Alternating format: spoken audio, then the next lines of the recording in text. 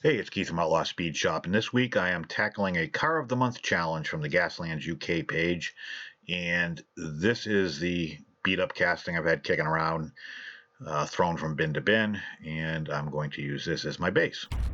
As always, if you like what you see, make sure you subscribe and don't forget to ring the bell.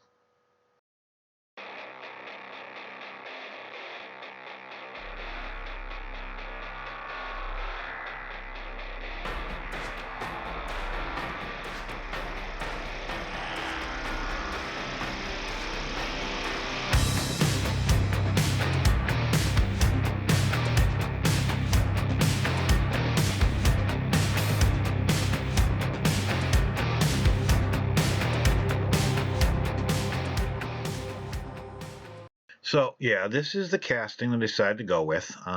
Nothing fancy. So the challenge is to build some sort of a post-apocalyptic ice cream truck, food truck, that kind of theme. And every month, I guess they do a theme. So I just joined the page, and I don't know, it just seemed intriguing. I don't really join challenges too often, although I seem to have a lot coming up lately. But the ones that really kind of tickle my fancy are the ones I'll throw my hat in the ring.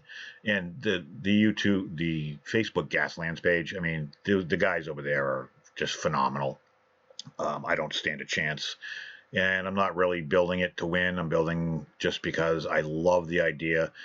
And I like the escape of being able to just be creative and not have to worry about a fancy paint or, anything like that. This is just one of those, just carte blanche, anything goes. So I relish when I'm able to find the time to do that. And that's kind of why I decided to tackle this one. So I've got my bits and pieces kicking around. I've got an assortment of stuff from Mad Cars, Camsel Designs, and I just haven't had a chance to really use them. I've got wheels from Ken Overby. I've just got stuff I've collected over the last 3 years that I just haven't really used. And I actually get some stuff in recently from Camsel Designs with the intention of trying to do more of this type of work. I just can never seem to find the time. So what I'm trying to do right now is just I cleared out a spot so I can put these wheels. They're just all, there's no rubber on the back wheels. They're just a 3D printed wheel. I'm going to use the same axle location in the rear. These have a little hole, but I'm just going to drill all the way through, mainly just so that I can use it as a template for me to be able to set the wheels in place and make sure that they're going to fit inside the wheel wells of the dairy delivery, which are, it's got kind of a narrow area to begin with. And even though it's a nice casting, there's not a lot of room in the back like you would think. So I'm just going to drill through the center. This way I can do what I want. That's kind of the end result there. The front, I felt like I needed more room. So what I'm doing is I'm cutting off the little stops there that kind of prevent you from bending the wheels by pushing down too hard in the front. And I'm kind of mulling around what I'm going to use for wheels. So in order to give myself more room, because I wanted a motor, I wanted some stuff. You can see some Real Riders there that I'm going to actually use for the front. They get a little bit of a tread to them. So I kind of have a rough idea what I want for length to be able to use. I think it's a Camsel Design. I'm not sure. It could be, actually, no, it's Mad Cars motor that I'm going to be using. So I want to put the motor in the front. And what my thought is the motor that I'm going to use, the pipes kind of come up and over, and they go almost at the same height as the valve covers. So I'm going to have those kind of go through the body, and then I'm going to have them come out the wheel wells. So, but the first thing I got to do is, because of the frame rails that I'm extending out by using 1/16 square tubing, styrene, I'm going to kind of notch some things out and just give myself a little bit of room, not only for that, but also for some other things that, just to make sure I've got enough clearance for the motor. And it's Gasland, so even if I didn't have to need it, it's only a hole. So, but you can see right there how it kind of fits inside once I get the right. Yeah, see right there, you can see it. Very rarely do I actually show what I'm talking about half the time, so it's kind of nice. But yeah, that's kind of the plan there. And I'm just going to glue those on there, try to get them as straight as possible. So here you can kind of see the motor. Unfortunately, right now it's white. There's a bug catcher that came with the set, but I'm not going to end up using that. But you can see how the pipes line up. Now you can see my hand. Now you can't see it. It sucks. I hate having my camera where I have it, but I got no other place to mount it, unfortunately. So what I'm going to do is I'm going to just use, again, wheels on Gaslands cars. I don't care if they roll or not. So these are going to be stationary. So I'm pretty much just going to use a piece of brass tubing, and I'm just going to glue my axles in that way. So that way I don't have to worry about them rolling around. And that's piano wire that I'm using. It's from K&S. It's 0.024, I believe. It's the same size as the Hot Wheels axles. So for stuff like this, a mock-up, it works out really well. I can get a rough idea of what I'm going to do. So now I'm just going to drill 2 holes where roughly where I think that the I did mark it, but approximately where the pipes would go into the actual body. And again, it's supposed to kind of simulate it goes into the body, and then I'm going to put a piece of stainless pipe tubing out of the fender well, almost like a dump header. So dump tubes. So that's kind of what I was going for with the look, and I wasn't going to be able to get it any other way other than putting the motor in the front. So I don't know if you can see there, everything's white right now, but I made a couple engine mounts so that I can set the engine up high enough. Otherwise, because of the width of the axles, the frame rails, it was going to just be kind of a nightmare. So just bumping it up a little bit and making it so that it sits nice and even, and I'm not going to wrestle with it later, which is half of my projects is me wrestling with crap after the fact. So here I'm kind of sticking now. What I'm doing is I'm sticking the pipe through the actual hole, and then I just bend it around, and it works out really, really well. So the back, I cut out the back window, and what I'm going to do is, again, this theme is ice cream. That's kind of what I went with. So what I'm going to do is I'm going to make like a, most of my ice cream trucks, you serve out of the sides. This I'm going to serve out of the back. So what I'm doing is I'm making a tray, and it's going to sit onto the on the inside. So actually my footage is a little weird, but the coping saw works really, really well. I have no problems with using and cutting shit up. But in the end, that whole area is going to end up being a mount for a gun, because my theory is it was an ice cream truck at one point, and it's been kind of converted. Or I guess you can play some fun-loving music and get people to come up, and then you shoot them. I don't know. Anyways, I kind of went with a converted ice cream truck theme. Here I'm going to glue in the front ram on. That's a Camsel Designs thing. Here you can see the T that I cut out fits in perfectly. So it's my shelf, and it's also going to be my mount for the machine gun that I'm going to put on the back.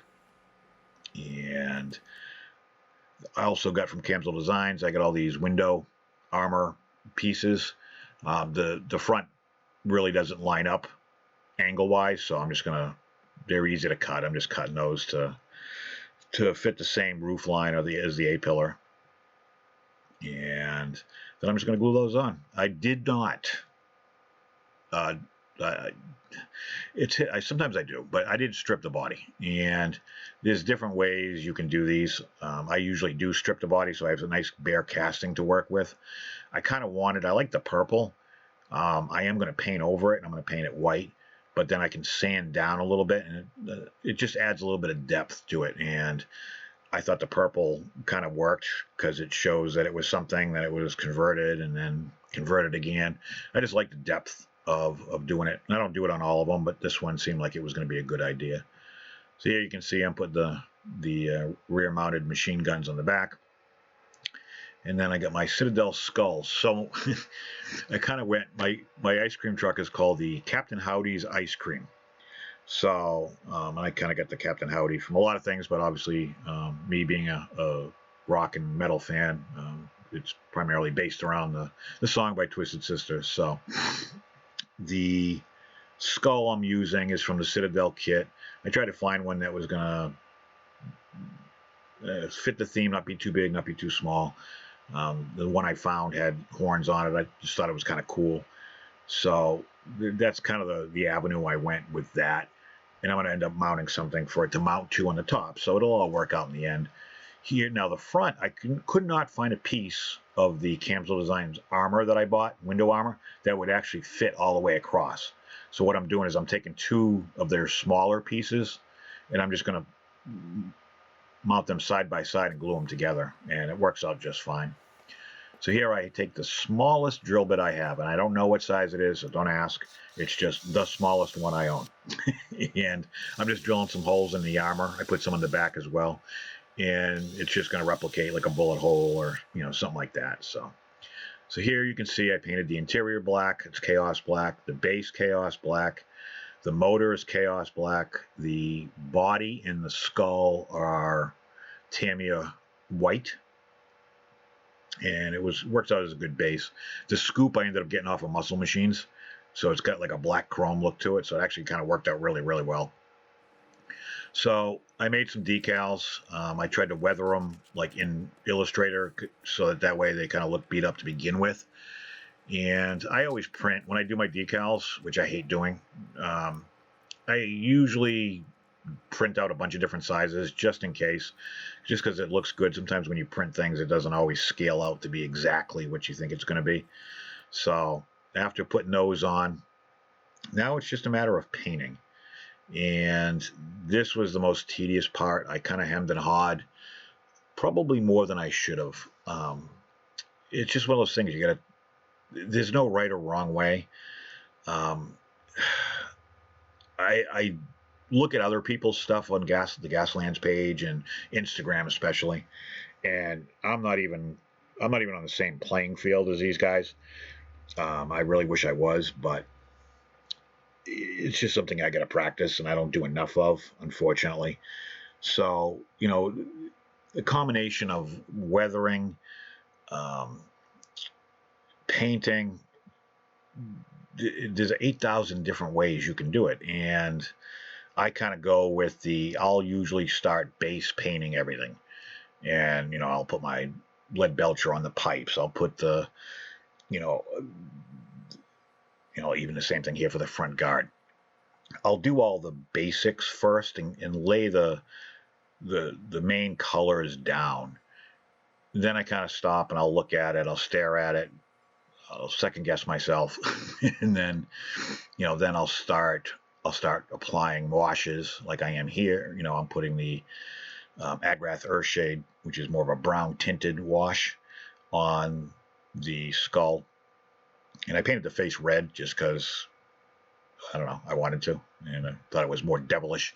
But, in here I'm using a little bit of sandpaper. I'm going to start bringing back some of that white, the purple underneath. And I actually was trying different things. Actually, if you notice, the nose of this is kind of blackish. And what I was trying to do was I hit it with some Chaos Black from the front just to give it that it's been beat to hell, oil and grease and dirt and, all that kind of stuff. So, and then I'll do dry brushing. Here I'm doing the Xandri dust for sand. There's just a lot of different things, and sometimes you end up going back and like doing things 3 times. So essentially what I try to do is I will base paint everything. So I'll put a primer or a black down for the Chaos Black, or sometimes I use gray primer, and then I'll color everything in, and I consider that my base coat.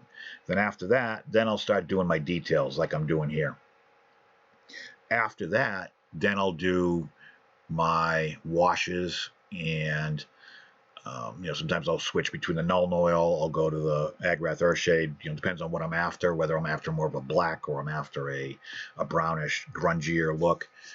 Then I'll go back and hit all my highlights. And there's, again, everybody's got their own particular way that they do things. I'm not saying this is right or wrong, just how I do them. And then after I do my highlights, then I'll go around and I'll do my rust. And I've tried different ways. I keep going back to the same way that I always do it.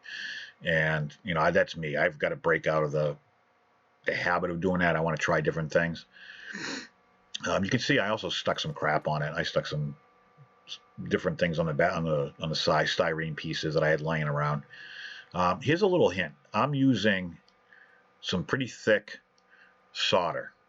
and I'm going to make like a little bar for the front that goes from the ram all the way down to the motor, or back to the motor. And I like this stuff because it's pliable. You can glue it on no problem, and you can make anything. You can make roll bars. You can make whatever you want out of it. It's really easy to work with, and if you screw up, you can just bend it back and start over. So here you can kind of see before I actually hit the rust. And it's just a lot of little details. I put some chain on. I put a gun on the front. Again, you can see the little pieces. I kind of went with bright colors because it's supposed to be an ice cream truck and it's supposed to be fun and invite kids over before you kill everybody, that type of thing. So it's kind of what I was going with. And here you can see I'm doing the Agrath Earth shade on the front and stuff like that. But back to the rust, I need to experiment a little bit more. I always go with the Typhus Corrosion as my base layer, which is a texture paint from Citadel. I just really like it. It's just one of those paints that, I don't know, it gives me the effect I'm looking for with the least amount of effort, I guess you could say. And I know if you watch guys like Danny from Danny's Diecast His Ass, he just did one, and he uses he'll use everything from chipping effects to, all kinds of stuff, and he just does a really great job. I never seem to have the time or the patience to do that, and it works great. You paint something brown, then you paint something white, and then you paint your paint, and then you can sand it down, or you can use a chipping medium so you can go back after it dries like a mask and pick it off with a toothbrush or whatever, toothpick. But here, this is the Typhus Corrosion, and it's got a brown, it dries brown. It is brown. Excuse me. And it's got a little bit of texture to it, and by texture, I'm talking like a grit. And so really what I'm trying to do when I apply it is hit it every place where there would be maybe an old weld, like when they welded the window things on, or when they, those types of places, the things that would normally rust, wheel wells, rocker panels, all those kind of things. And then once it dries, and it takes a little bit longer than the regular paints to dry, but not too much. Once that happens, now I can go back with the dry paste of the Rise of Rust, and I can dry brush that on over the brown, and you can build it up. You just put very, very, very little, and you just apply more and more as you want, and you can get your different levels of, or degrees of rust, depending upon how heavy you put it on. And when it gets and lays on the brown, it gives it that perfect rust look. So for me, it is the quickest and the easiest way to do it. It's not, it's not going to win any awards, that's for sure. But it definitely works, and it gives a nice effect. And what's good about it is, with the Rise of Rust, you can do what you want with it. You can apply it heavy, you can apply it light, you can do different areas heavy, different areas light. So, you can have fun with it, and you're not going to screw it up. The most you can do is put too much on, and then you kind of dry your brush off and go back over it a few times, and you work it in, and it'll give you the effect that you're looking for. So, I like the fact, because I mess up a lot, I can hide my mistakes pretty easily. So here, what I'm doing is I get this airbrush paint that I hate using in my airbrush because it always clogs it. And it's a rust set. And what I'll do is I usually pick like 3 or 4 colors. I'll put them in my little paint wells. And I'll use, this has a nice range of colors. You've got everything from a yellowy rust to orange rust to like a dark brown rust. And I'll just take a stiff brush and I'll just kind of dab. And I guess it's called stippling. And I'll just kind of stipple here and there. And when one layer is done, I'll go back over and add a second layer at a different color. So what I'm really doing is just adding degrees of rust.